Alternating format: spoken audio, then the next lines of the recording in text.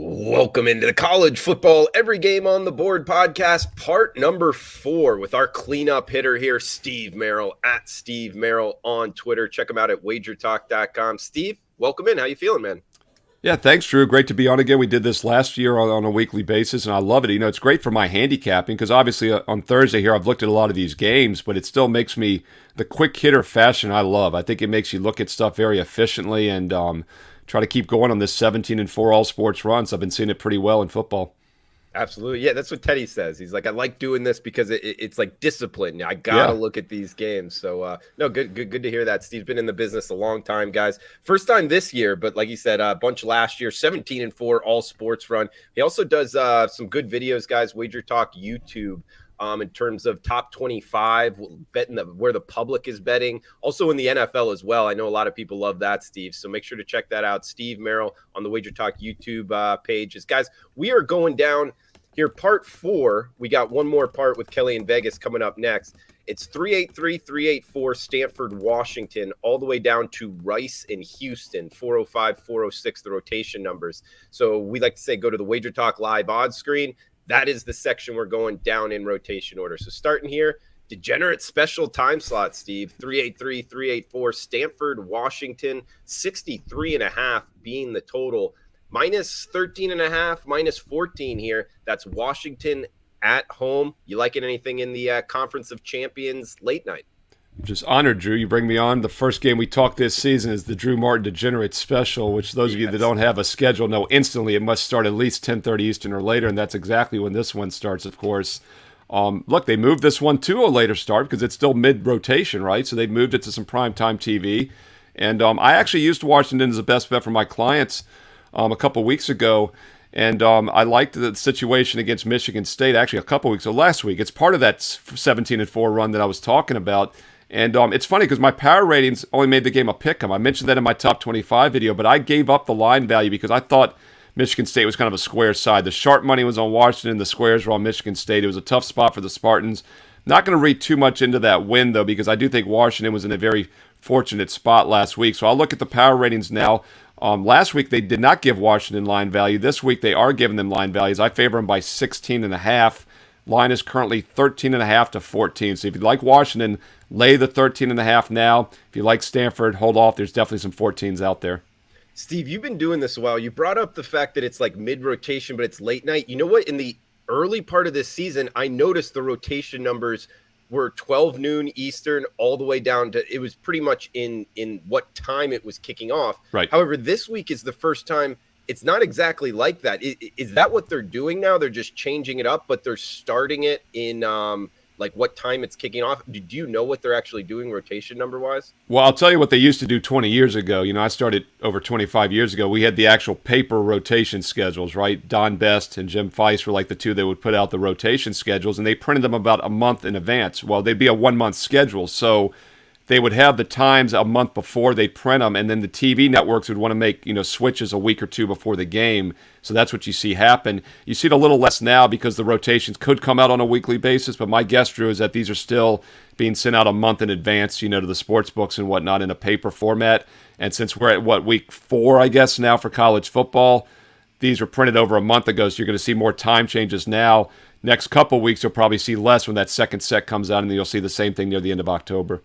Interesting. Good to know that kind of stuff, Steve. Steve Merril at Steve Merril on Twitter. Next game up, 385, 386, 7 o'clock Eastern slate. Marshall and Troy, we're seeing the Thundering Herd, -3 or -3 in the hook on the road, 52 the total in Troy, Alabama. Yeah, my power rating say this line is spot on, Drew, because I make it Marshall -3.5. So definitely where the line should be for that reason. I don't see a lot of value here. One thing that does jump out to me about the matchup is Marshall should dominate the line of scrimmage. I talked about those paper rotation schedules when I started in the 90s. Well, one angle that worked really well back in the 90s was rushing dominance. Obviously, college football has changed a lot. It's more pass-heavy, but you still got a Marshall team averaging 263 rushing yards, 5.7 yards per carry, against a Troy team that averages just 61 rushing yards, 2.2. It's almost a certainty that Marshall's going to win the line of scrimmage and the rushing game. So even though this line is spot on, it's hard to make a case against them. With that said, though, really tough scheduling spot. In fact, Marshall, Drew, was a team I had circled early in the week as a play against just because they came off the huge upset of Notre Dame 2 weeks ago. Possible letdown spot last week against Bowling Green as a 17-point favorite, and they lost outright. So we'll see if they bounce back or not, but they should control the line of scrimmage. Steve, next game up, Louisiana Tech, South Alabama. We're seeing USA here, minus 13 at home, 60 being the total. They gave it a go against UCLA, pretty much wire-to-wire cover, almost winning outright. What are you thinking of this Jags team looking to lay near 2 touchdowns in Mobile? I think there's line value because I make my line 16, and as you mentioned, it's 13.5 under that key number of 14. But once again, you touched on something very important. Just like Marshall, South Alabama's coming off a high-scoring back-to-forth loss as a 2-touchdown dog at UCLA, 32-31. That's got letdown written all over it. I could see them winning this game, but maybe not covering. Next game up, a little MAC versus SEC West. Always tough to handicap these, Steve. 52 being the total. We're talking Bowling Green, Mississippi State, by the way, kicking us off 12 noon Eastern. We're seeing the Bulldogs, the Pirate, and the whole crew there in Starkville, minus 30 at home. I make the line 32.5, so it is a little bit short. And as I just said earlier, you can make a case it's a bad spot for Bowling Green. 34-31 outright underdog win is a 17-point dog, and now they travel. They've only traveled one other time this year. That was a 28-point loss at UCLA as a 24-point dog. Mississippi State, the question becomes, are they focused to cover this big number? They just lost to LSU 31-16, so they should be in a pretty foul mood. They do have look-aheads, though, against Texas A&M, Arkansas, SEC on deck, which is a concern, but Mississippi State should be able to name their score otherwise. Big 12 action up next, guys. 8 p.m. Eastern kick. Kansas State and Oklahoma. We get the Sooners, minus 12-point home favorites, 53 the total in Norman.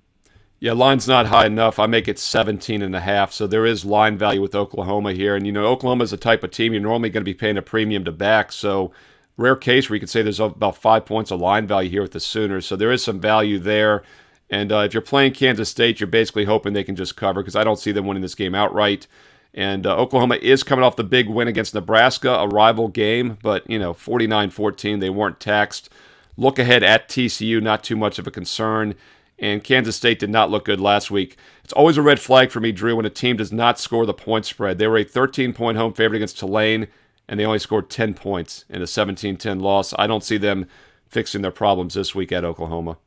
Yeah, it's an interesting one. I mean, Tulane could be better. It's kind of tough to tell at this time in the year, but you're right. I mean, watch out for that when a team just kind of no-shows. Next one up, Tulsa, Mississippi. We're seeing Ole Miss, hotty toddy, minus 21 at home. Total getting touched to the over. 62 was the opener, as high as 66 now. You liking anything in Oxford, Mississippi?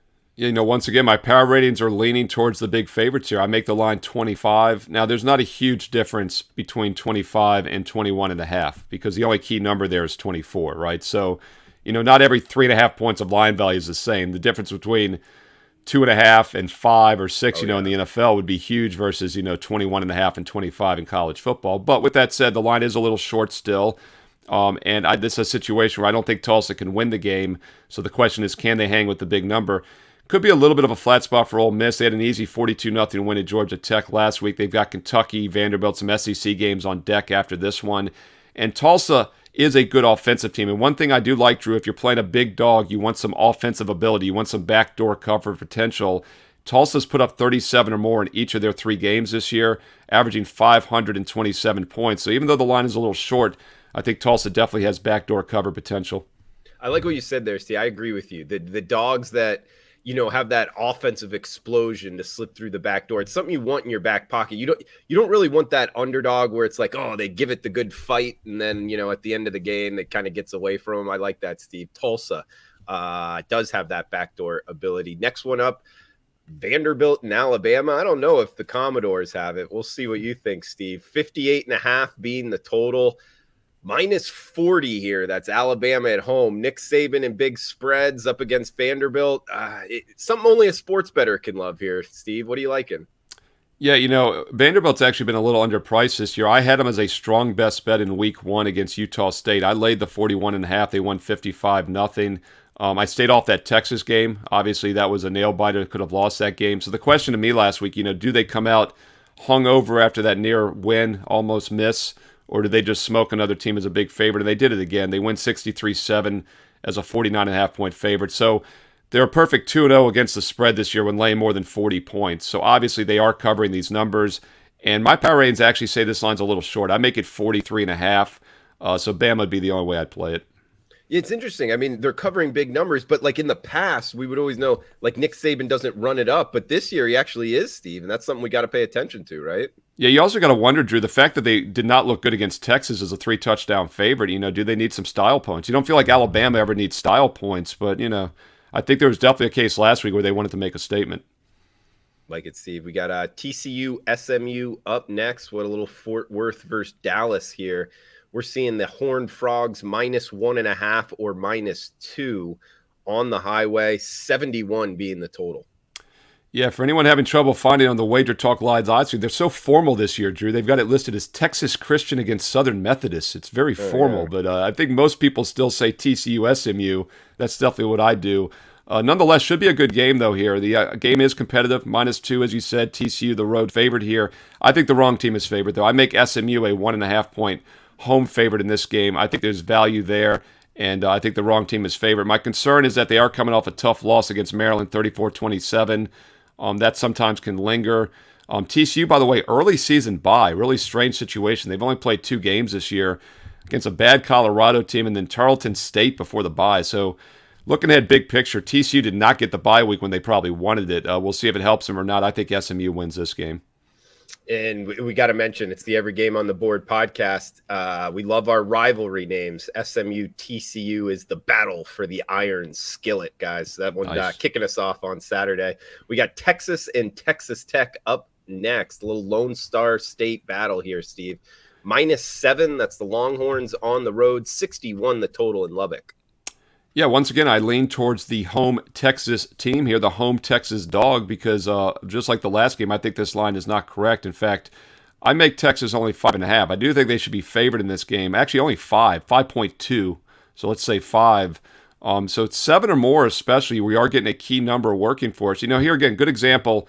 It's only 2 points of line value, right? But we get both 6 and 7 working for us, which are both really key numbers. And I even see a 7.5 floating around there in the international market. So, the difference in the power ratings isn't what's important. It's covering those key margins. And I think the line should be 5. We're getting 7 to 7.5. So I like Texas Tech in this one.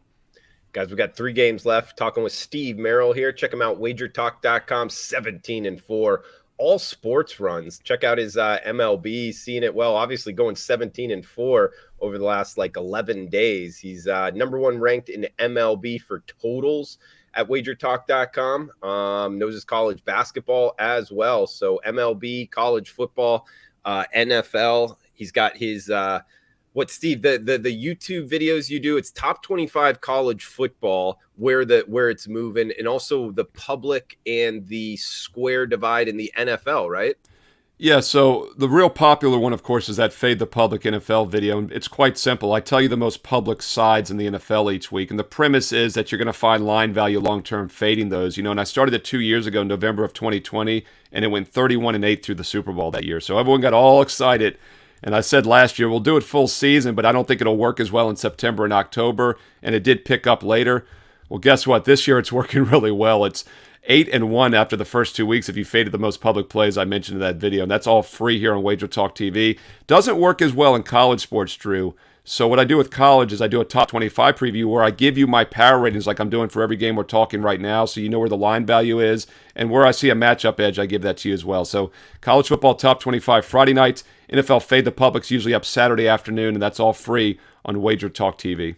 Yeah, check that out. Wager Talk YouTube page. Also, Steve Merril on Twitter at Steve Merril is next game up here. UL Lafayette and UL Monroe, -9 here. That's the Ragin' Cajuns on the road, 51 being the total. Yeah, this game will not be in my college football top 25 video. Spoiler alert, but that's why you tune into the Every Game on the Board podcast here, because you get these kind of games. And keep in mind, it's just as green when it cashes on an ugly game as it does on a top 25 game. Probably won't be involved in this one personally.